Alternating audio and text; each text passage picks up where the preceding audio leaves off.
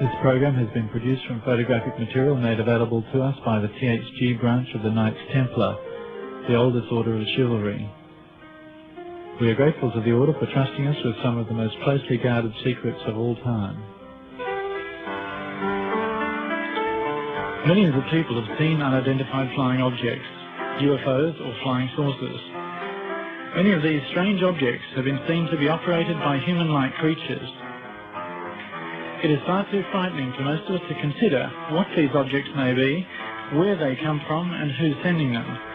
But in this program we will examine the evidence in the form of photos, diagrams and plans which link the enormous number of sightings during and after World War II with research, construction and test flight of a great number of electromagnetically driven craft.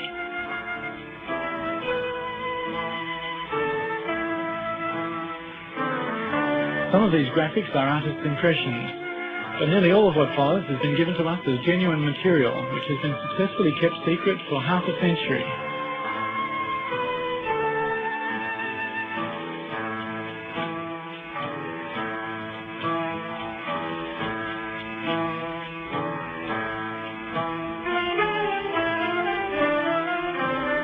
These photographs were taken by an eyewitness who describes a saucer-shaped craft flying a little faster than a jet airplane, flying very low, emitting a faint singing noise. These photos were taken as it flew above him. The sighting was in Germany.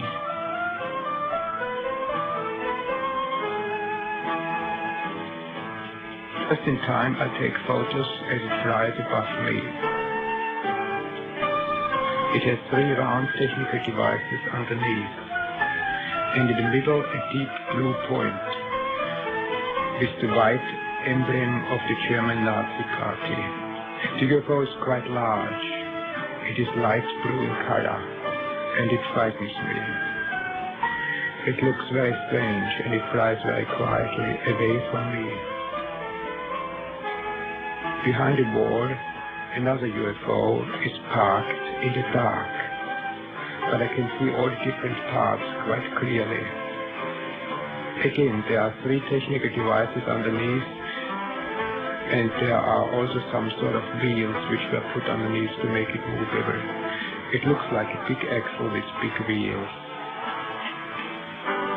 A truck is there, and a crane in the background. There are only 2 people visible, one underneath the spaceship and the other one on the roof, where there is a small cockpit. Everything is very quiet. There's a cross painted on the spaceship that looks similar to the German Nazi flag. There are no glass windows visible, but there are 2 round openings with something above them. Underneath the UFO there are strange looking plates which look like rotors of a turbine engine, but they are probably something different. There are protruding parts underneath that look like guns. They could not possibly be antennas because they are too thick. The ship has a diameter of 18 to 20 meters. It looks really dangerous. Next to the truck, there's another car parked. It's a VW. Everyone laughed when I told them the story of what I saw. They say I was drunk. I might have been drunk too much beer, but I'm convinced I saw a UFO.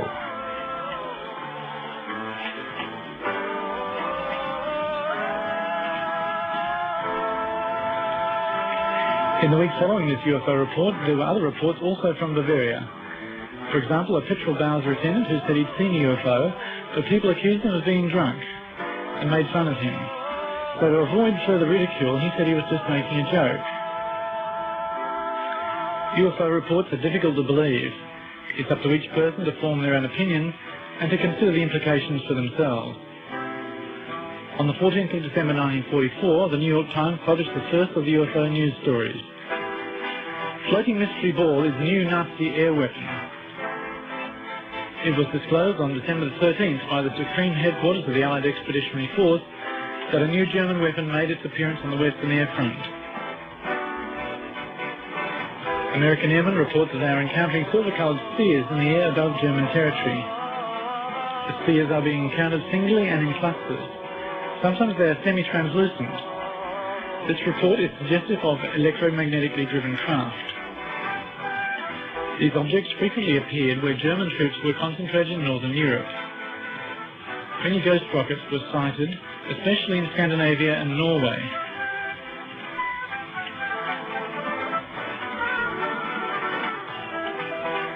On the screen now is a drawing from the SS files dated 7th of November 1943. The existence of UFOs, which almost all serious researchers now regard as a fact, give us a clue about a whole new technology. The enormous sparks we call lightning give us a glimpse at the immense energy freely available to power these machines. The life energy inside every human being is another aspect of this same magical power. These things are spoken of in the German Tuller Society and through one of its members in the SS. These concepts were quite different to those of the German military at the time. This was the beginnings of the first so-called Green Party, and perhaps ironically a search for a new harmony between man and nature. In the German Tuller Society, the secret sign was the Black Sun. This same sign was evident in ancient Babylon and to the Carthaginians and the Phoenicians. In these ancient times, the sign of the Black Sun was symbolized by a cross. The cross recurs throughout history as a symbol of power.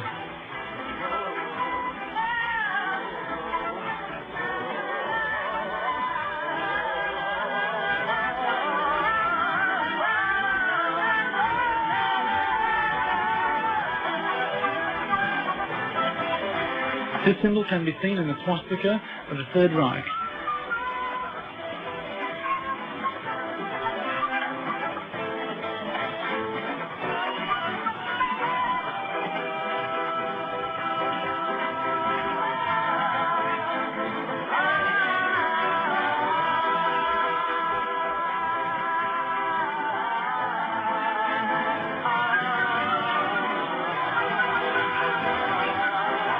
Cross is seen on this Messerschmitt. The Knight's Cross is a variation of this symbol, which is thousands of years old. We do not know where the Germans of the Third Reich got their ideas. This drawing of ancient Babylon displays the concept of an invincible power from the heavens.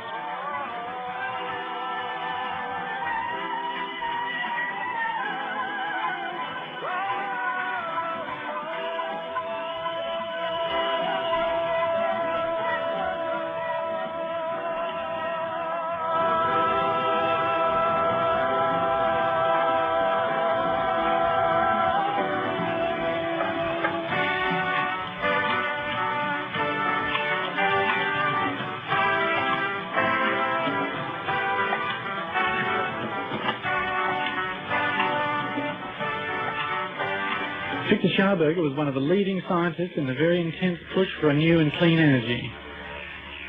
Simplified, it could be called implosion instead of explosion.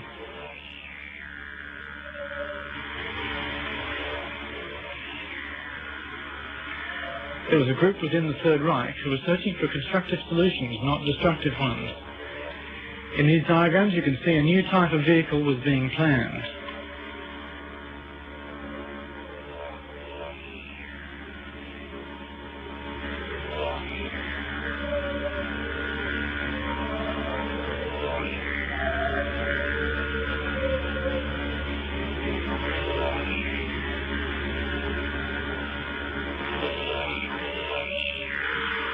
The normal combustion engines using fossil fuels in our cars are dependent on the explosion principle and hence tend to be destructive to the environment.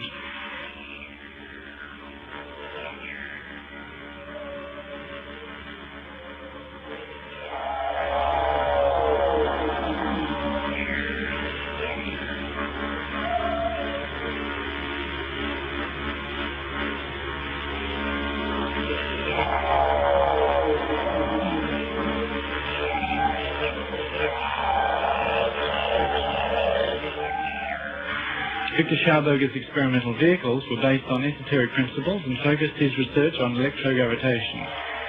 In other words, regarding gravity as an electrical force which can be utilized for propulsion. The U-13 department of the SS concentrated their efforts on this technique. This was the means by which the Hanibu flying saucer was powered. Here you can see the construction plans of the Hanibu 2.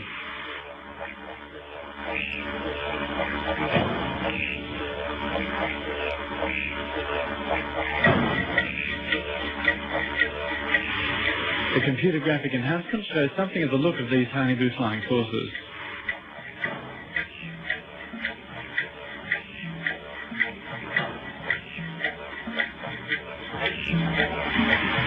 The engine is very likely to have been designed by Captain Hans Kohler and built by the German AEG company in 1944.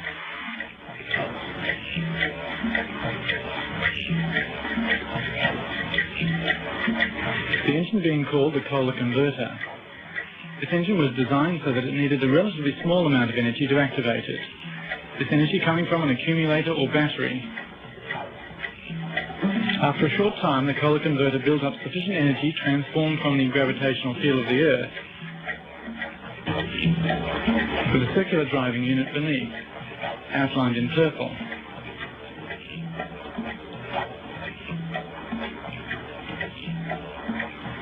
With adjacent space for people or soldiers. This machine was built somewhat like a modern ship, designed to be self-sufficient for long periods of time, with sleeping space and working area. Looking a bit like the brim of a hat, the saucer part of this machine is the means by which it is steered. This being achieved by emitting an electrically generated force in the chosen direction. There were a number of other spherical and saucer-shaped prototypes also built at this time, but using conventional rocket power. Under the code V7, a number of military prototypes were developed. These were concurrent with the V1 and V2 rocket development. The Schreiber-Habimol flying machine was a jet-propelled vertical takeoff and landing craft developed in 1942.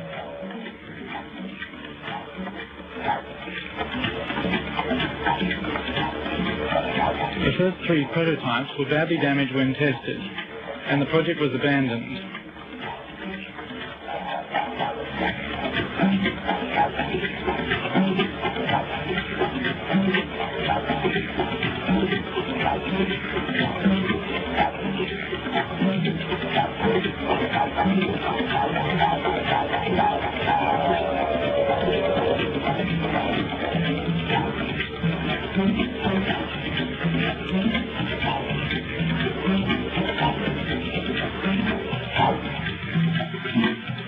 Dr. Richard Nitti, in cooperation with the Italian researcher Dr. Giuseppe Belluzza, also worked on a flying machine which was round in shape, and developed a new V7 prototype.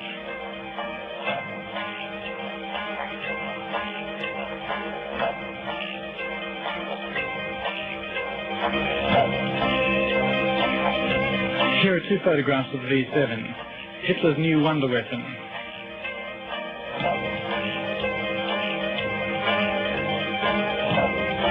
On the 7th of April 1944, Nitti showed construction plans to Hitler and demonstrated the vehicle in flight. In this photograph, Hitler is standing next to a model of the new prototype.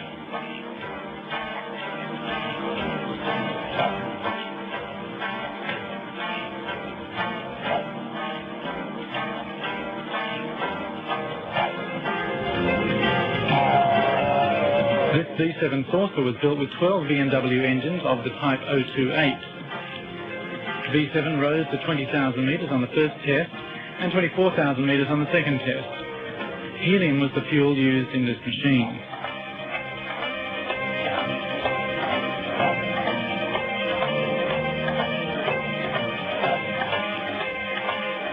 Here is a plan of the V7. After this, a new smaller type called Vril was developed. Here you can see a sketch of the Vril. And here's a photograph of the test flight. Work on these unconventional flying machines was a race with time, since conventional rockets were also being developed, and it was a matter of competing for resources, materials and manpower to build them.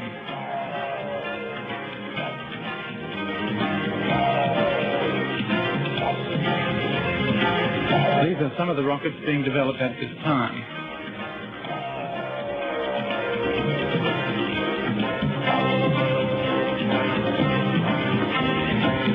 nation involved in the Second World War were developing new weapons. But the real wonder weapons were not associated with fire and noise, but were being developed and propelled quietly and secretly.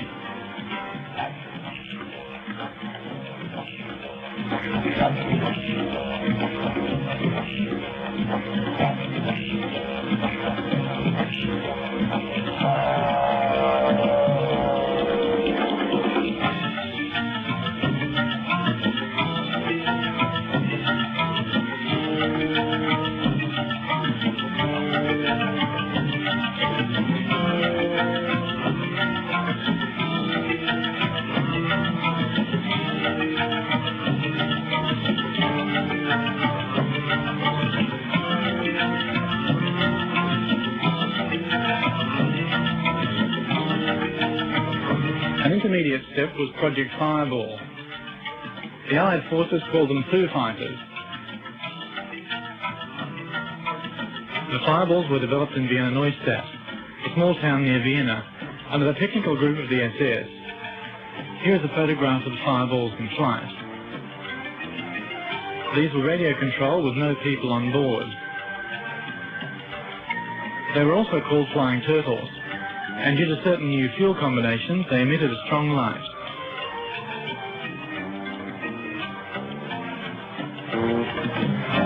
Developed to disrupt the ignition systems of enemy aircraft. This fits in with numerous reports of power failures associated with UFO sightings, including the New York blackout of the 60s. Next we have a drawing indicating the relationship between the Earth's magnetic force, seen here with the North and South Pole, and the electromagnetic field around the flying saucer.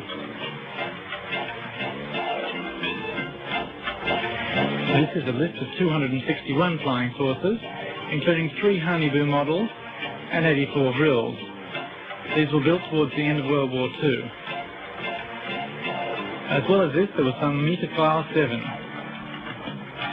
The Honeyboo had a diameter of 25 meters.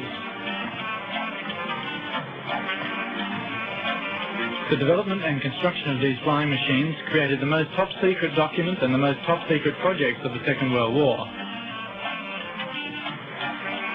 The engine of the Honeyboo was the Kohler Tachionata electrogravitation motor in combination with a Thundergraf belt generator.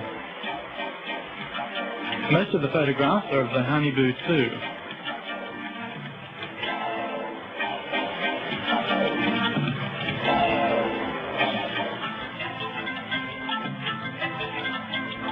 Here we see the rooms inside the Honeyboo.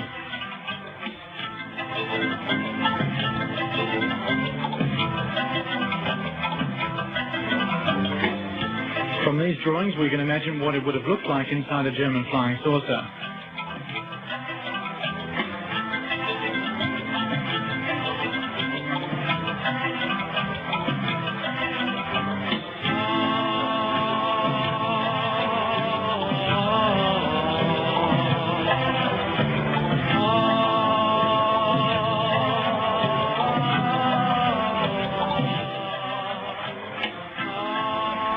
The red markers here are indicating guns on this saucer. These are photographs of the Honeyboo 2, probably taken during a test flight. We can see a gun on the bottom of this Honeyboo, and what may be a symbol of the Third Reich. What a terrifying impact this must have made on people seeing the craft at a low altitude.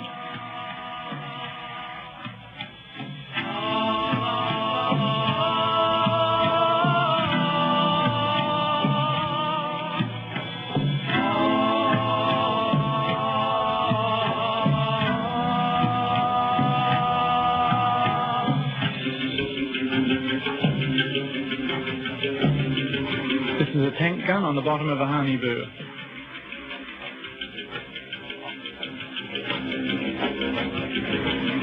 Here again are construction plans from the Honeyboo series, indicating that this mystery was once a reality. This gives weight to the suggestion that international oil companies, who control the majority of world commerce, may have something to gain by the continuing suppression of the technology which keeps these massive machines silently in the air.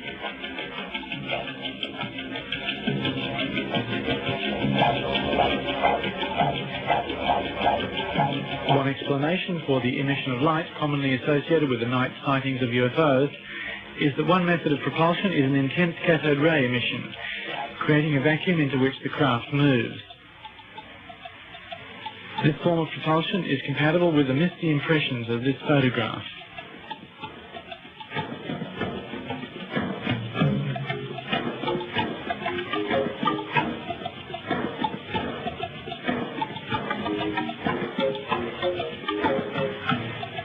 The gun is clearly visible under this craft. These photographs show the Honeyboo 2 experimental craft fitted underneath with tank guns developed for the Sherman Panzer or Panzer tanks. Although originally these craft were designed to carry electronic guns, they were later fitted with 7.5 centimeter tank cannons. The weight of the cannon would not have been a problem on the Honeyboo craft, which weighed almost 100 tons anyway, because the tachyon electrogravitation engine generated its own gravitational field.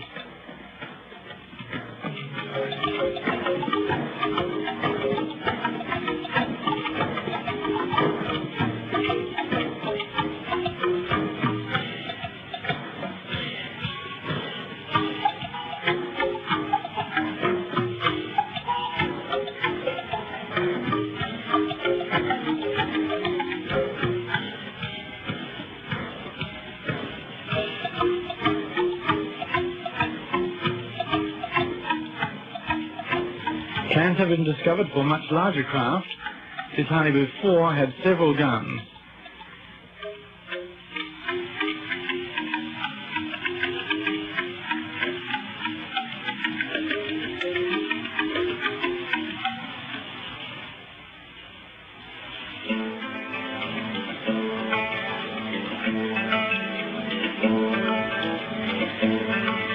There was also evidence of small, highly maneuverable craft.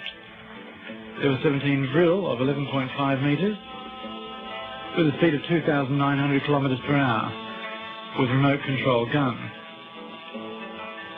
On this Vril 9 plan we can see the cockpit of this one-man craft.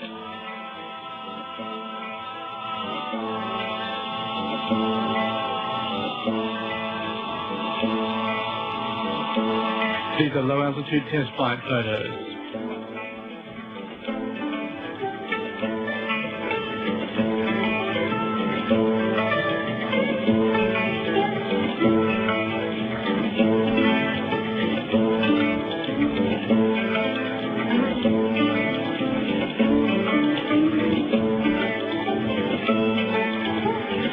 On this enlargement we can see the pilot in the cockpit. UFO information is also available from the Huygens Society. Next, our translator comments on some newspaper clippings.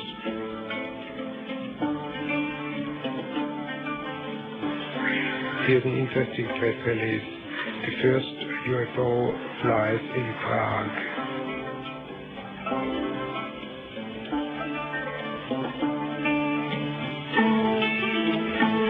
Flying saucers invented in Germany. Reconstructed flying saucers.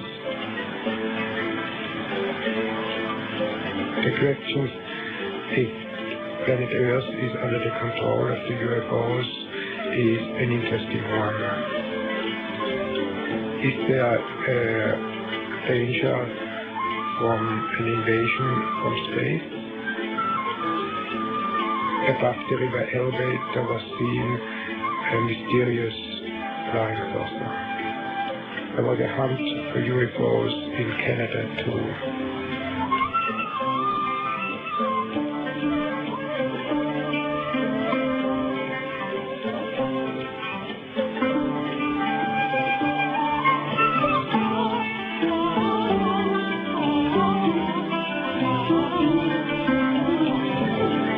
The American President Jimmy Carter has seen a UFO too. All over the world there has been sightings of UFOs and mysterious flying objects.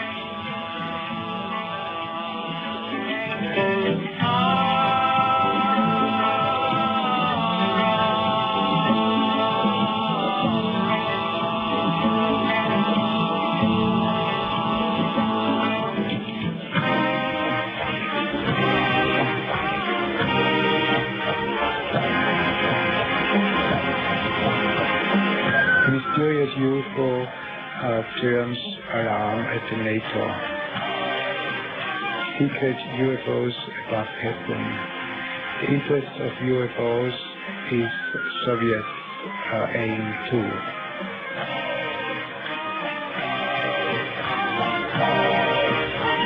Edwin Aldrin, the second man on the moon, saw 7 UFOs and he was not allowed to talk about it. UFOs at night above Hamburg. 2 policemen saw it too. 100 Germans saw blue UFO. The watch stopped. UFO above Soviet Union. Nürnberg, pilot hunts UFO. US secret documents prove UFOs caused atom weapons to be useless. Space pieces, a newspaper headline. The mystery of UFOs is solved. UFOs do not come from outer space, but are Nazis who want to create a new Reich. Governments of the world are informed but afraid. If there is a serious economic crisis, they are afraid the Nazis will come with the flying saucers.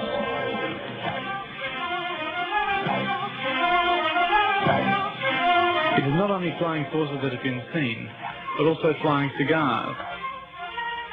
Huge spaceships shaped like a cigar. These could be the motherships. The idea of a mothership was developed in Germany in 1944, or possibly earlier. This project was called Andromeda.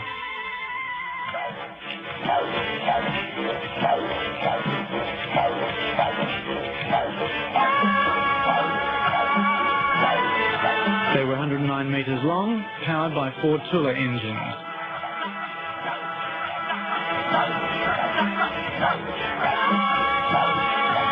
They were designed to carry 1 Hanibu and a few vril.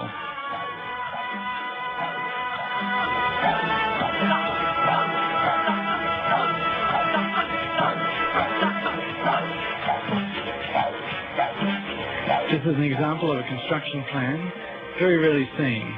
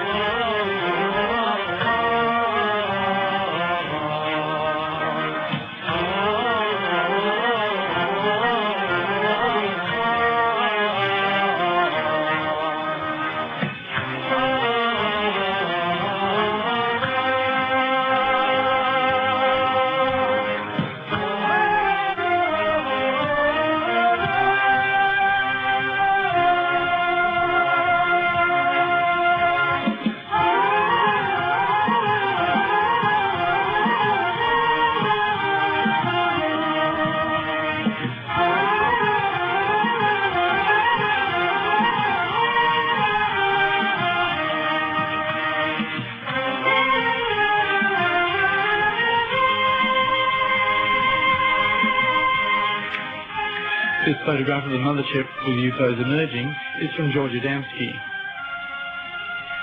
George Adamski also saw a Hanibu-type spacecraft. He claimed they came from Venus. For comparison, here is a computer-generated replica of the Hanibu 2.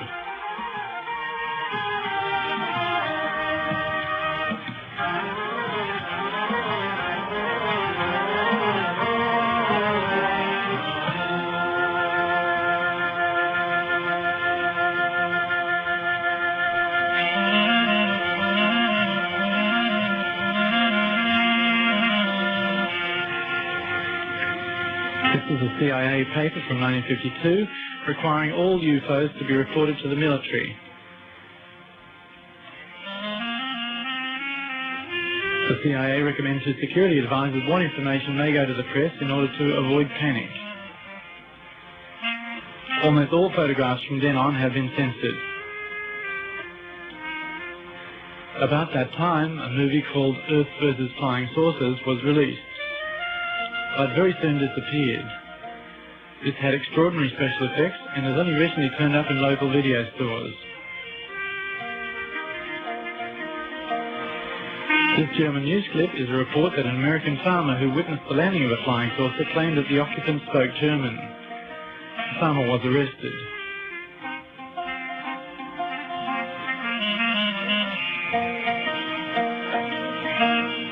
The strange markings on this spacecraft show drawings similar to the swastika.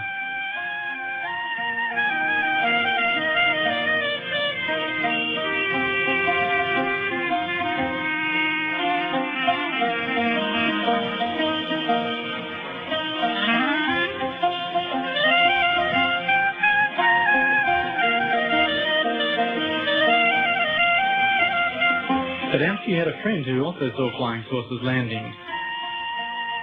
He was a relative of Winston Churchill. His name was Desmond Leslie. Adamski and Leslie were not arrested. From then on, saucers looking like a honey butsu were thought to come from Venus. The origin of the many types of UFOs seen in almost every country on the planet remains a question.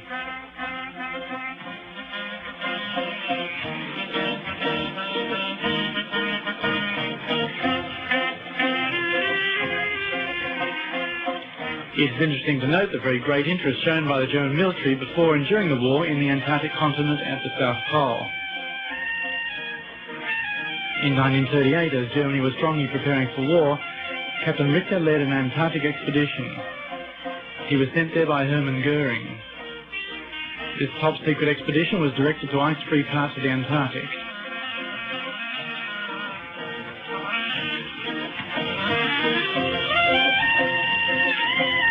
The German part of Antarctica was called Neuswabenland.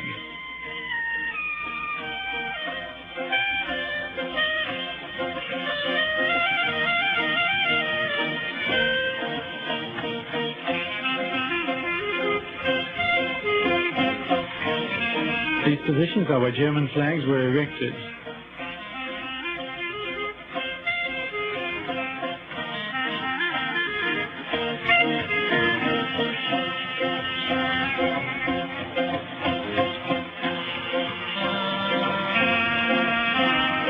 This is a document of gratitude signed by Hermann Goering.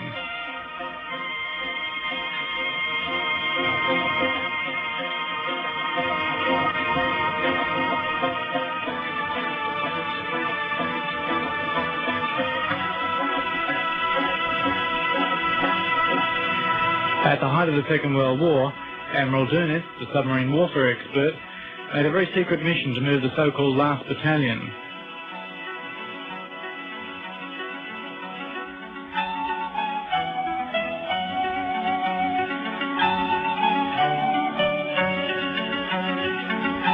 This is a list of nearly 100 U-boats which remain unaccounted for.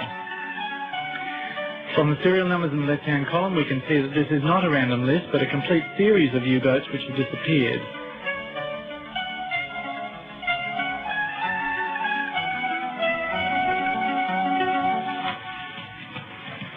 There is evidence of a number of secret bases in the Antarctic.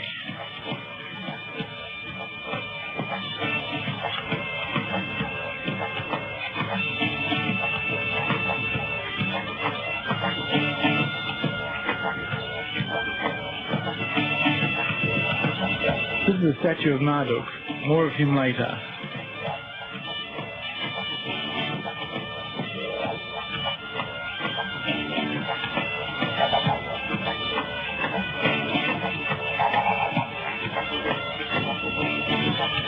Admiral Karl Dönitz and the President of the Third Reich signed the surrender documents which ended World War II in May 1945. But they never surrendered the Third Reich itself. So officially Germany never surrendered. And this raises the possibility that there may still be German forces in the Antarctic.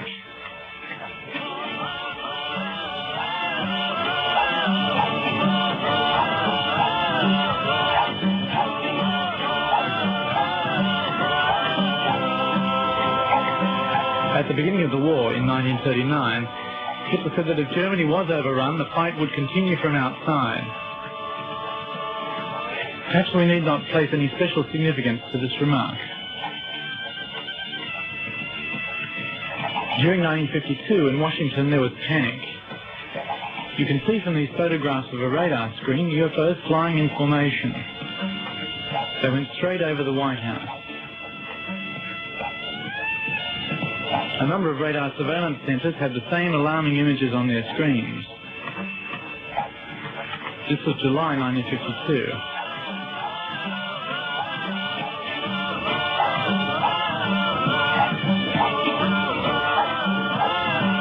Some years prior to that, in 1946 and 1947, Admiral Byrd undertook a US Navy invasion of Antarctica disguised as a scientific expedition. It had the code name High Jump.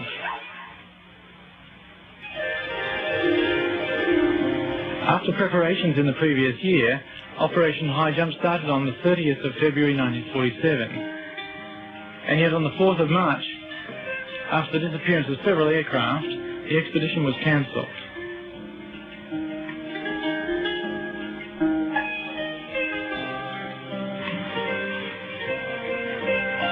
Although the details have never been published, Admiral Byrd said that objects were able to fly from one pole to the other, and it was necessary to defend ourselves against flying machines from the Antarctic.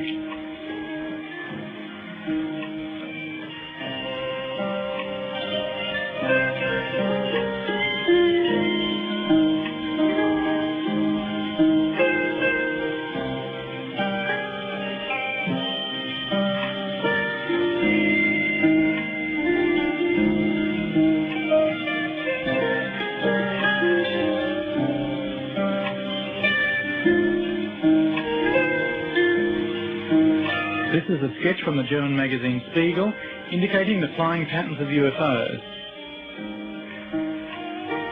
A New Zealand airline pilot, Bruce Cathy, observed similar patterns over New Zealand.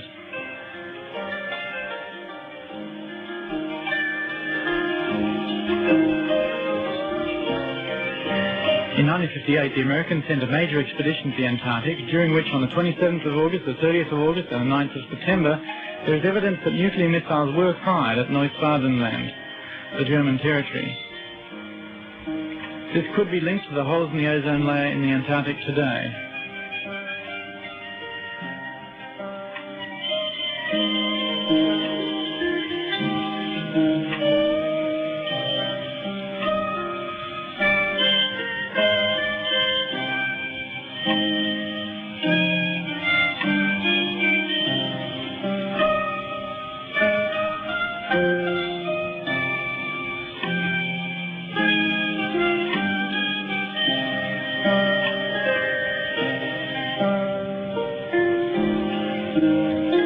There are parts of a report of a kamikaze operation being a joint German-Japanese expedition in the Hanibu 3 to the planet Mars. A Hanibu 3 with a diameter of 71 metres is claimed to have enough power to travel the 75 million kilometres the distance from Earth to Mars.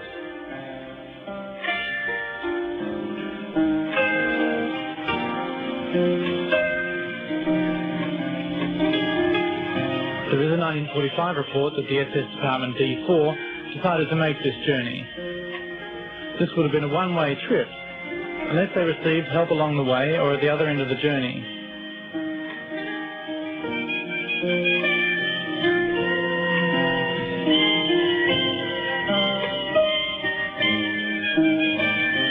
In this latter part of the war, the level of desperation was sufficient to try anything that could change the fate of Germany.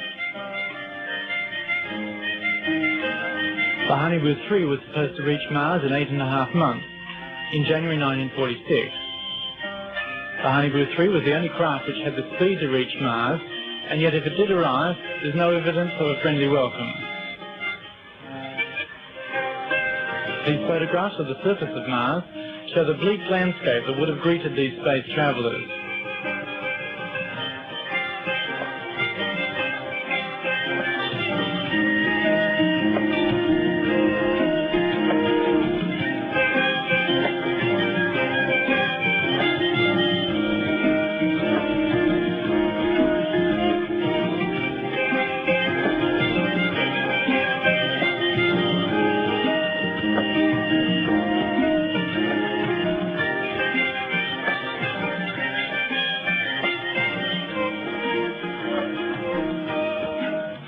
Many researchers, seeing this huge carved face on Mars, wonder if it might have been carved long ago as a deliberately grim reminder left by a civilization destroying itself with war and greed, or nuclear holocaust, perhaps millions of years ago.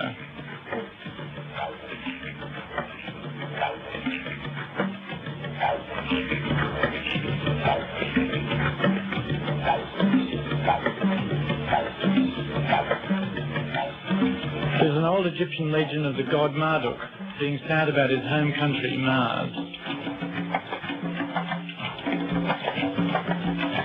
There are photographs of pyramids on Mars and of a ruined city the size of Los Angeles, complete with an underground grid system still emitting infrared or heat radiation.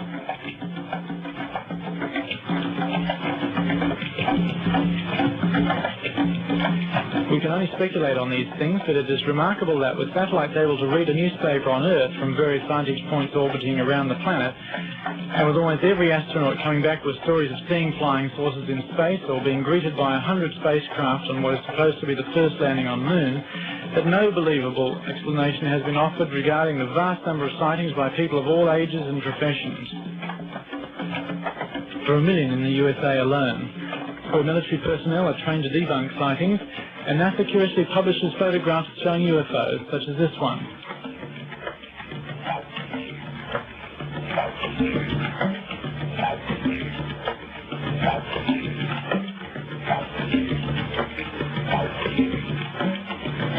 Whilst it makes little sense for armament manufacturers to create hundreds of thousands of nuclear bombs, enough to extinguish all life on this planet many, many times, there is likely to be more to this puzzle. And it may be one of the many vitally important realities which are kept secret by the powerful few.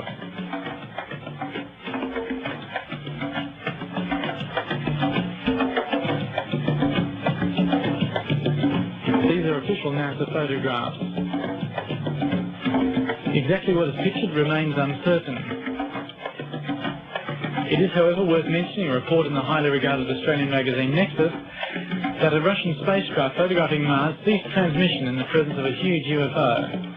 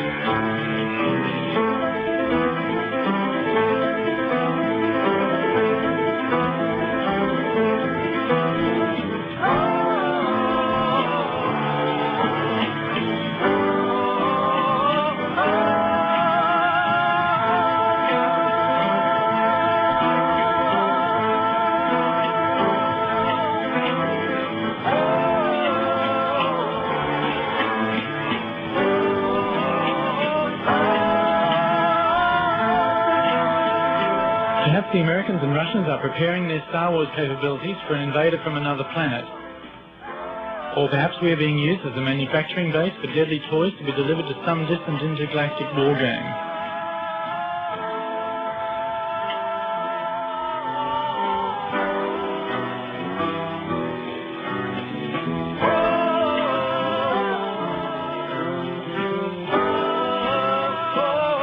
UFOs seen so often are evidence of visitors from outer space, or examples of advanced anti-gravity craft made secretly on Earth in great numbers.